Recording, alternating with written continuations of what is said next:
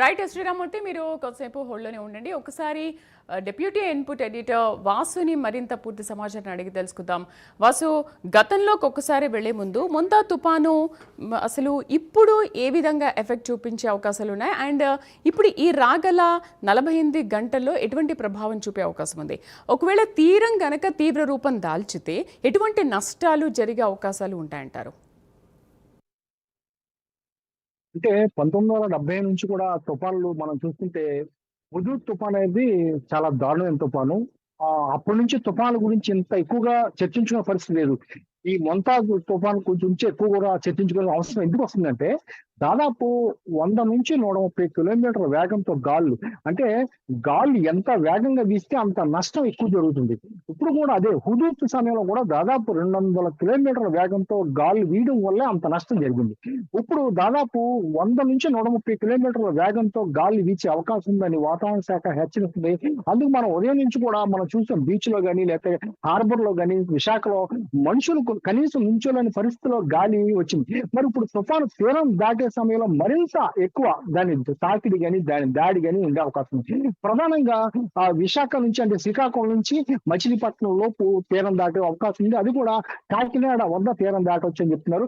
ఇప్పుడు తాజాగా చెప్పిన ప్రకారం, శ్రీరామూర్తి గారు చెప్పిన దాని ప్రకారం అయితే రాజోలు దగ్గర తీరం దాటే అవకాశం ఉంది. అంటే కోనసీమలో మరోసారి కోనసీమకి ముప్పు వాటి అవకాశం ఉందా అనేది కూడా బెంబేలెత్తే పరిస్థితి ఏర్పడింది. ప్రస్తుతం అయితే కాకినాడలో తీరం దాటే అవకాశం ఉన్నప్పుడు కూడా ప్రస్తుతం విశాఖలో కూడా అదే పరిస్థితి కనిపిస్తుంది. ఎక్కడ చూసినా సరే ఉదయం నుంచి రుషికొండలో మొత్తం కొండలంతా పడిపోయే పరిస్థితి, విశాఖ విమానాశ్రయం కూడా చాలా వరకు మునిగిపోయే పరిస్థితి. అదేవిధంగా మేఘాద్రి ప్రాజెక్టు లో నుంచి 5 గేట్లు ఎత్తేసి నీళ్లు వదిలేయడంతో గ్రామాలు నిండిపోయే పరిస్థితి, అనకాపల్లిలో పొలాలు నిండిపోయిన పరిస్థితి, అదేవిధంగా అలలు రాకాసి అలలు భారీ ఎత్తున ఎగసిపడే పరిస్థితి. ఈ పరిస్థితి అంతా చూస్తుంటే గతంలో ఒక్కసారి చిన్న సైజు హుదూద్ గుర్తొచ్చే పరిస్థితి. ఎందుకంటే హుదూద్ సమయంలో మేము ఆ రోజు కవరేజ్ చేసాం కాబట్టి ప్రత్యక్షంగా మా కుటుంబాలు కానీ మేము కానీ ఆ హుదూద్ను ఎదుర్కొన్నాం. ఆ హుదూద్ సమయంలో ఏ విధంగా జరిగిందో అందులో ఒక 50% ఇవాళ పరిస్థితి అయితే కనిపిస్తుంది. మరి ఇప్పుడు మరి కొన్ని గంటల్లో ఈ తుఫాన్ తీవ్ర తుఫానుగా తీరం దాటే అవకాశం ఉంది. మరి ఎటువంటి పరిస్థితి సృష్టిస్తుంది, ఎంత నష్టం చేకూరుతుంది, ఎన్ని ప్రాణాలు తీస్తుంది, ఎంత ఆస్తి నష్టం చేకూరుతుంది, అంత బిక్కుబిక్కుమనే పరిస్థితి. కానీ కమ్యూనికేషన్ వ్యవస్థ మాత్రం గతంలో కన్నా చాలా ఎక్కువ ఇదేంటి. మనం పెద్ద మైనస్ గతంలో హుదూద్ తుఫాన్ అప్పుడు వాతావరణ శాఖ అధికారులు సక్రమంగా హెచ్చరించలేకపోవడం వల్ల జరిగింది. అంటే 1970 నుంచి చూస్తే విశాఖ నగరంలో ఏ తుఫాను తీరం దాటలే గతంలో ఎప్పుడు కూడా.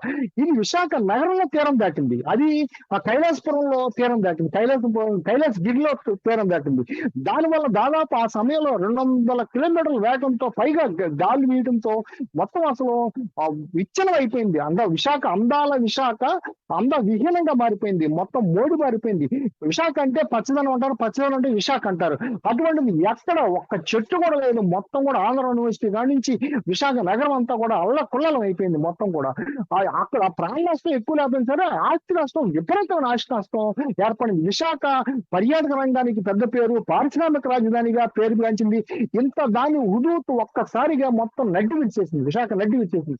మళ్ళీ విశాఖ కోలుకుంటుందా అనే పరిస్థితిలో అప్పుడు చంద్రబాబు నాయుడు బస్సులో పాలన సాగించారు. ఇక్కడికి వచ్చి బస్సు ఏర్పాటు చేసుకుని ఉంటాకి ఎక్కడ లేక, విద్యుత్ లేక ఒక బస్సులో కలెక్టరేట్ లో ఒక బస్సు పెట్టుకుని ఆ బస్సులో ఆయన ఉంటూ మొత్తం ఒక 2 వారాల్లోనే మొత్తం కూడా విశాఖ రూపురేఖలు మార్చే పరిస్థితి వచ్చింది. ఇప్పుడు కూడా కాస్త ఆ పరిస్థితి కనిపిస్తుంది. అందుకే మనం ఇంత చర్చించుకోవాల్సిన అవసరం ఎందుకు వచ్చిందంటే, కాస్త ఆ పరిస్థితి గాలుల వేగం చాలా ఎక్కువ ఉంది. ఎప్పుడు కూడా తుఫానుకి గాలుల వేగం ఎంత ఎక్కువ ఉంటే అంత నష్టం చేకూరుతుంది. వర్షపాతం ఎంత వర్షం కూర్చున్నా సముద్రంలో కలిసిపోయే పరిస్థితి ఉంటుంది. కానీ ఈ గాలుల వేగం వల్ల ఇల్లు ఎగిరిపోవటం, లేకపోతే మనుషులు ఎగిరిపోవటం, చెట్లు పడిపోవడం తీవ్ర నష్టం. ఇవాళ కూడా వాసు ఒకసారి గాలుల వేగం గురించి మనం మాట్లాడదాం. అంటే 2019 నుంచి చూసుకుంటే 14 హుదూద్ తుఫాను, 96లో సూపర్ సైక్లోన్ తుఫాను. యాస్ కానీ, లైలా కానీ, హుదూద్ కానీ, తిత్లీ కానీ, and Phani, Hikaa, Bulbul, as, ఫింగల్, దీనికంటే కూడా మొంతా చాలా ఎఫెక్ట్ చూపిస్తుంది అని అంటున్నారు.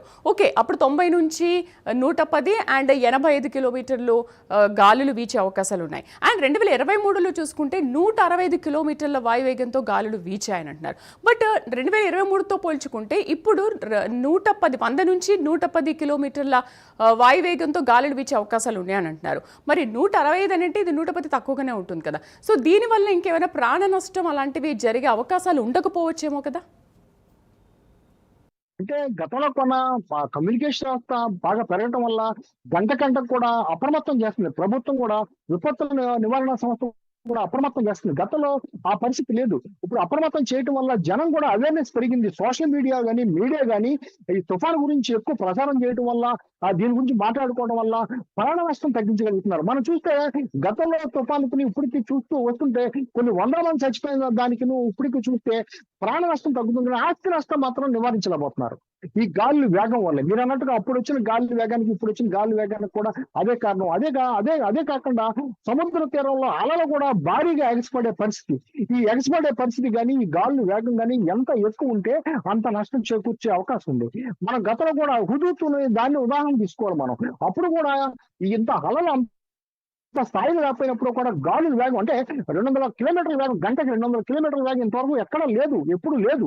అంత వేగంతో గాలు వీయబట్టే హుదూత్ అంత దెబ్బతిన్నది. ఆ పారిశ్రామిక రంగం కానీ లేకపోతే పర్యాటక రంగం కానీ మొత్తం అన్ని రంగాలు అంటే ఆర్థికంగా నష్టపోయింది. అంటే ప్రాణ నష్టం తగ్గినప్పుడు కూడా ఎక్కువ ఆస్తి నష్టం జరిగింది. ఇప్పుడు కూడా అదే పరిస్థితి కనిపించే అవకాశం ఉంది. ఎందుకంటే ఉదయం నుంచి మనం చూస్తున్నాము తీరం దాటే సమయంలో తీరం దాటాక కూడా ఈ ప్రభావం ఉంటుంది.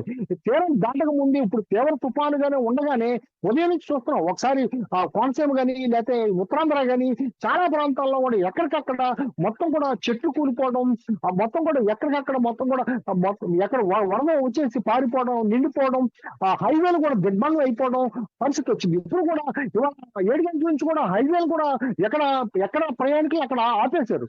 ఇది ఎప్పుడు లేదు, గతంలో ఎప్పుడో ఉంది. ఈ పరిస్థితి ఎందుకు వచ్చిందంటే ఈ గాలుల వేగం అత్యధికంగా వీయడం వల్ల ఎక్కువ నష్టం చేకూర్చే అవకాశం ఉంది. అందువల్లే ప్రభుత్వం అప్రమత్తం చేస్తుంది. గతంలో కన్నా ఈ కమ్యూనికేషన్ వ్యవస్థ అవేర్నెస్ పెంచడం, అవగాహన పెంచడం వల్ల ప్రజలు కూడా అవగాహనతో ఉన్నారు. నష్టం తక్కువ అవకాశం ఉంది, ప్రాణ నష్టం కూడా తగ్గించే అవకాశం ఉంది. కానీ ఆస్తి నష్టం ఏ మేరకు జరుగుతుంది అనేది ఎవరు అంచనా ఇచ్చే పరిస్థితి. వాసు, ప్రాణ నష్టాన్ని అయితే మనం అరికట్టగలుగుతున్నాం కానీ ఆస్తి నష్టాన్ని ఏమీ అరికట్టలేకపోతున్నాం. అయితే మొంతా తుఫాన్ ఇవాళ రాత్రి సమయంలో తీరం దాటే అవకాశం ఉంది అని అంటున్నారు. ఓకే, 11:30 తర్వాత తీరం దాటే అవకాశం ఉంది అని అంటున్నారు. సో ఇప్పటి వరకు చూసుకుంటే 90 నుంచి 110 కిలోమీటర్లు దాటితే తీరం దాటిన తర్వాత ఈ గాలుల వేగం ఇంకా పెరిగే అవకాశాలు ఏమైనా కనిపిస్తున్నాయి? దీనికి సంబంధించి ఐఎండీ ఏమైనా హెచ్చరికలు జారీ చేసిందా? గాలులు వీచే సమయంలో ఎలా ఉండాలి ఏంటనే హెచ్చరికలు. అండ్ అటు హోంమంత్రి అండ్ సీఎం కూడా ఆదేశాలు జారీ చేశారు, ఎటువంటి ప్రాణ నష్టం జరగకుండా తగిన జాగ్రత్తలు తీసుకుంటాము అని చెప్పేసి. తప్పకుండా ఎప్పుడు కూడా తుఫాను ఏ విధంగా ఉంటుందంటే తీరం దాటే సమయంలో ఎక్కువ గాలుల వేగం ఉంటుంది. క్రమేపీ తుఫాను మరి బలహీనపడుతూ తీవ్ర తుఫాను తీవ్ర వాయుగుండం అల్పపీడనంగా ఇలా క్రమేపీ తగ్గుతూ వస్తుంది. క్రమేపీ ఏ విధంగా తగ్గుతుందో గాలి వేగం కూడా అదే విధంగా తగ్గుతుంది. కానీ తీరం దాటే సమయం 11:30 గంటలు చెప్తున్నారో 11:30, 12 గంటలు చెప్తున్నారో ఆ సమయంలో మాత్రం ప్రచండ గాలులు చాలా భారీగా ఉండే అవకాశం ఉంది. వాళ్ళు చెప్తున్నటువంటి 115 లేదా 130 కన్నా ఇంకా ఎక్కువ ఉండే అవకాశం కనిపిస్తుంది. ఎందుకంటే ఇప్పుడు చూస్తున్న వాతావరణం చూస్తుంటే అదే విధంగా కనబడుతుంది. మీరు అన్నట్టుగా తీరం దాటే సమయంలోనే అత్యధికంగా గాలి వేగం ఉంటుంది. అది అర్ధరాత్రి అవడం వల్ల మరింత నష్టం చేకూర్చే అవకాశం ఉంది. ఎవరు అప్రమత్తంగా ఉండే పరిస్థితి ఉండదు. ఎక్కడ నష్టం అవుతుందో ఎవరు సహాయం చేసే పరిస్థితి ఉండదు. ఒకవేళ ఎవరన్నా ఇందులో ఇరుక్కుపోయినా సరే వాళ్ళు కాపాడటానికి ఆ సమయంలో కానీ వెళ్ళటానికి కానీ రావడానికి కానీ సహాయం చేయడానికి కూడా చాలా అవాంతరాలు ఉంటాయి. అందువల్ల తప్పనిసరిగా ఎక్కువ నష్టం జరిగే అవకాశం ఉంది, ఆస్తి నష్టం జరిగే అవకాశం ఉందని కూడా అంచనా వేస్తున్నారు. ప్రాణ నష్టాన్ని అయితే చాలా వరకు నివారించగలిగారని చెప్పాలి. గతంలో పోల్చుకుంటే ఇప్పుడుకున్న తుఫాను చూసుకుంటే ఈ తుఫాన్లో కూడా చాలా వరకు ప్రాణ నష్టం ఉదయం నుంచి కూడా మనం చూసాం. ఎక్కడ కూడా 1 అర తప్ప ఎక్కడ కూడా ప్రాణ నష్టం ఎక్కడ కూడా కనిపించలేదు. అప్రమత్తం అయ్యారు. ఇప్పుడు కూడా ఎక్కడ చెట్లు కూలిపోయినా ఎక్కడ కూలిపోయినా సరే ప్రభుత్వం చాలా అప్రమత్తంగా ఉంది.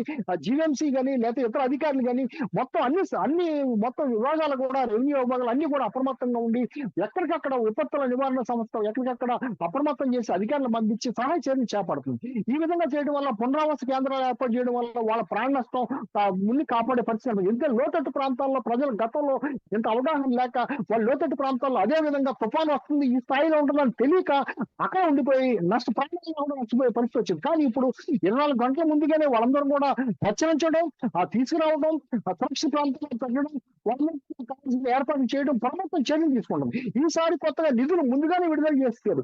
ఎటువంటి ఇబ్బందులు లేకుండా కూడా ముందుగా నిధులు విడుదల చేసి 19 జిల్లాలకి ప్రత్యేకమైన అధికారులు కూడా కేటాయించారు. అంటే గతంలో కన్నా చాలా అప్రమత్తత జరిగింది. అంటే హుదూతుని చూసి చాలా పాఠాలు నేర్చుకుందని చెప్పాలి మనం.